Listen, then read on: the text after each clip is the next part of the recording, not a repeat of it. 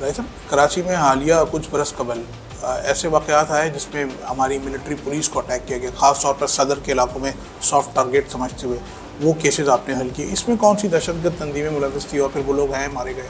देखिए, ये ग्रुप बड़ा है, इसने बड़ा पैनिक फैलाया था शहर में। पुलिस की किलिंग हो रही है, शिया किलिंग हो रही है, आर्मी के जवान शहीद हो गए, रेंजर के जवान शहीद हो गए। तो वो जब हम फॉरेंसिक पे काम करते हैं और आगे पीछे चीज़ें चेक करते हैं तो उसमें पता चला कि इसमें तो बहुत सारे वेपन यूज़ हो रहे हैं। तो पहला आइडिया तो यही था कि शायद ये कोई बहुत बड़ा ग्रुप काम कर रहा है इसके ऊपर। तो हमारे IG से उस वक्त AD ख्वाजा साहब, तो वो भी और हम सारे मीटिंग करते हैं सारे। तो मेरी पूरी टीम थी, हमने बड़ा इस पर काम और फोर्स किया।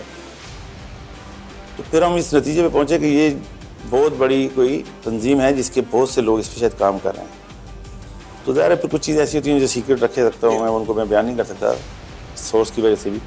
हमें एक आस्ते आस्ते लीडें डेवलप होना शुरू हो गई। तो मुख्तसर ये कि हमने फिर 2 लोग पकड़े और पूरे शहर को जिन्होंने नचाया हुआ था वो सिर्फ 2 लोग थे, बॉबी था और दूसरा आसिम कैपरी।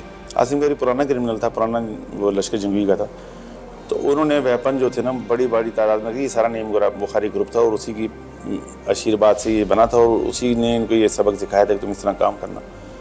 तो इनसे जब वेपन रिकवर हुए तो इन्होंने वेपन के ऊपर भी लिखा हुआ था कि फ़लाँ केस किए फलां केस, ताकि ये आपस में मैच ना हो और पुलिस कन्फ्यूज़ रहे। 2 लोगों के पकड़े जाने से आप यकीन करें कि कराची में टोटल ज़ीरो कर। आप आसिम कैपरी का एक बड़ा ख़ास कराची में काम था अमजद साबरी मर्डर केस। देखिए, अमजद साबरी साहब वाला केस भी बहुत बड़ा केस था। उसके अलावा उन्होंने एक फैमिली ठहरी भी थी जिनका आखिरी केस था, वो लंदन से आए थे गालिबन। ये किसी शिया लीडर को मारने के तो वो नहीं मिले, तो रास्ते में उनके घर पे भी इन्होंने अटैक कर दिया, उधर भी 6-7 लोग शहीद किए। लेकिन आर्मी के जवानों को, यूनिफॉर्म वालों को शहीद करना सदर में, पार्किंग प्लाजा में, रेंजर के जवानों को तिहाड़ टाउन में, ये कोई छोटी मोटी बात नहीं थी। तो इसमें जो ज़्यादा दलेर लड़का था ना, वो या जिसके बारे में कोई जानते हैं, वो बॉबी था। बल्कि उसमें में एक इंकशाफ ये हुआ कि जब बॉबी पकड़ा गया, जिसको पकड़ने में बहुत मेहनत करनी पड़ी, क्योंकि उसके बारे में कोई नहीं जानता था कौन है कौन नहीं है। कराची एयरपोर्ट पे जो अटैक हुआ था उसमें सारे जो लड़के मरे थे वो उज़्बेक या चेचन नहीं थे। कराची एयरपोर्ट के अंदर एक ही अटैक हुआ कराची एयरपोर्ट पे, जिसके बाद ज़रब अज़ब शुरू हुई। उसमें एक पाकिस्तानी लड़का भी था, वो जो पाकिस्तानी था वो इसका बहनोई था, बॉबी का। तो जिस वक्त ये अटैक हुआ उसी वक्त उन्होंने डेड बॉडी वापस गाड़ी में डाली, नीम बुखारी ने उसको ले गया, फिर जाकर उसको दफन कर दिया औरंगी टाउन में। हमने वहाँ उसकी डेड बॉडी बाद में निकलाई। तो मतलब उसका इतना ज़्यादा वो था। तो अल्लाह का शुक्र है कि हमने केसेस जो सिलेक्ट किए थे उसके अंदर उन सबको सज़ा मौत हुई है।